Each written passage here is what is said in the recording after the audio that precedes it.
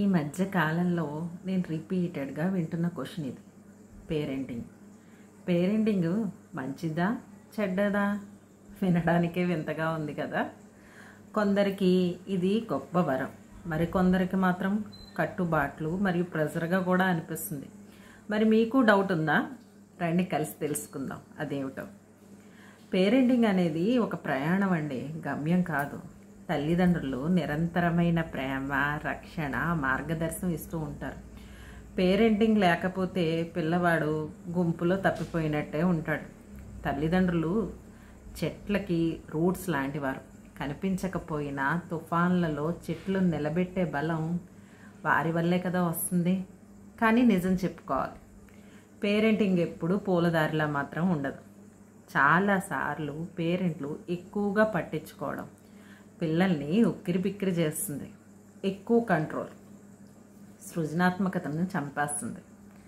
ఇతరులతో పోల్చితే నేను సరిపోను అన్న భావన పిల్లల్లో ఏర్పడుతుంది.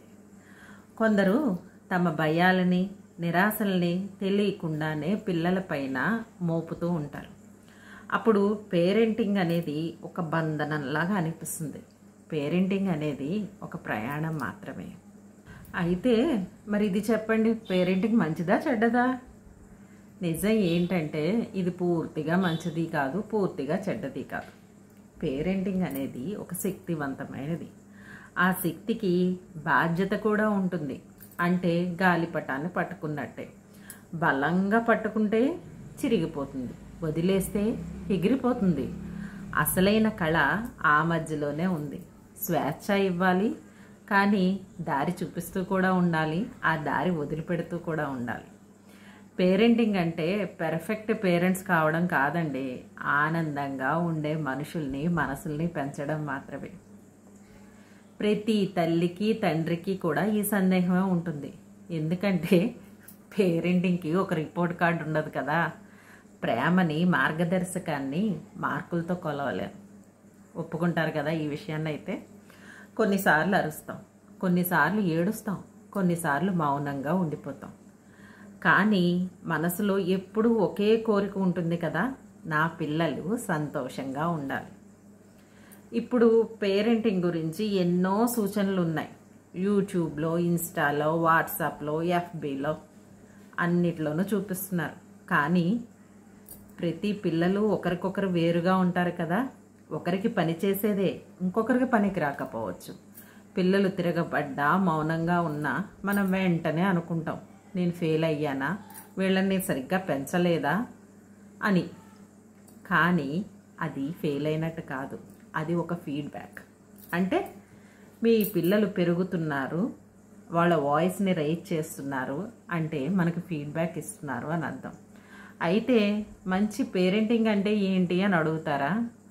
మంచి పేరెంటింగ్ అంటే చెప్తుంది ఒక్కటేనండి, పెర్ఫెక్షన్ మాత్రం కాదు, కంట్రోల్ కాదు, గైడెన్స్, రూల్స్ కాదు, గౌరవం.